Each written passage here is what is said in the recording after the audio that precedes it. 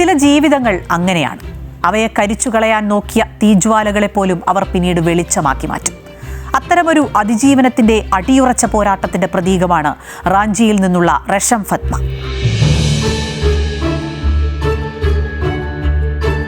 പട്ടുനൂലെന്നാണ് റെഷം എന്ന വാക്കിന്റെ അർത്ഥം. അതുപോലെ തന്നെ പ്രതിസന്ധികളെ അതിജീവിച്ചാണ് അവൾ മുന്നോട്ട് വന്നത്.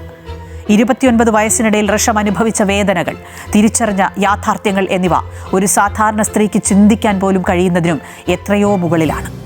17-ാം വയസ്സിൽ വിവാഹാഭ്യർത്ഥന നിരസിച്ചതിന്റെ പേരിൽ ബന്ധുവിൽ നിന്ന് ക്രൂരമായ ആസിഡ് ആക്രമണത്തിന് ഇരയാക്കപ്പെട്ട പെൺകുട്ടിയാണ് റെഷം ഫത്മ.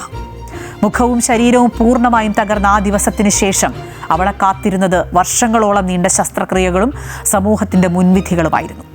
ആളുകളുടെ തുറിച്ചുനോട്ടങ്ങൾ, അസ്വസ്ഥമാക്കുന്ന ചോദ്യങ്ങൾ, എല്ലാറ്റിനുമുപരിയായി മറ്റുള്ളവരുടെ ദയനീയമായ നോട്ടങ്ങൾ എല്ലാം ഒരു സ്ത്രീയെ തളർത്താൻ പോകുന്നവയായിരുന്നു.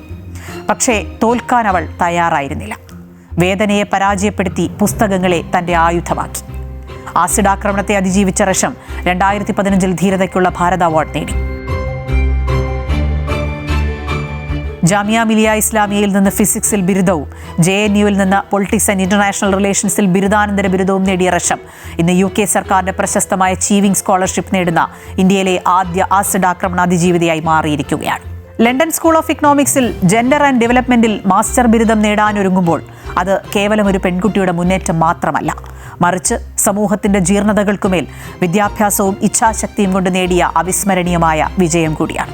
JNUവിൽ പഠിക്കുമ്പോൾ തന്നെ യുവതികൾക്ക് വിദ്യാഭ്യാസത്തിലും കരിയറിലും സാമ്പത്തിക സ്വാതന്ത്ര്യത്തിലും മാർഗനിർദ്ദേശം നൽകുന്ന എബ്ര ഫൗണ്ടേഷൻ എന്ന സംരംഭത്തിനും റെഷം തുടക്കം കുറിച്ചിട്ടുണ്ട്.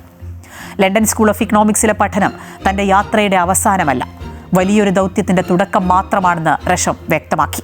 പഠനം പൂർത്തിയാക്കിയ ശേഷം ഇന്ത്യയിലേക്ക് മടങ്ങിയെത്തി സ്ത്രീകളുടെ സുരക്ഷ, ലിംഗസമത്വം, സാമ്പത്തിക ശാക്തീകരണം എന്നിവ ശക്തിപ്പെടുത്തുന്ന നയങ്ങൾക്കായി പ്രവർത്തിക്കാനാണ് തീരുമാനം. ജീവിതം മുന്നോട്ടു പോകുമ്പോഴും ആ ദുരന്തത്തിന്റെ ഓർമ്മകളും അവളുടെ ശരീരത്തിലെ മുറിവുകളും ഇന്നും ബാക്കിയുണ്ട്.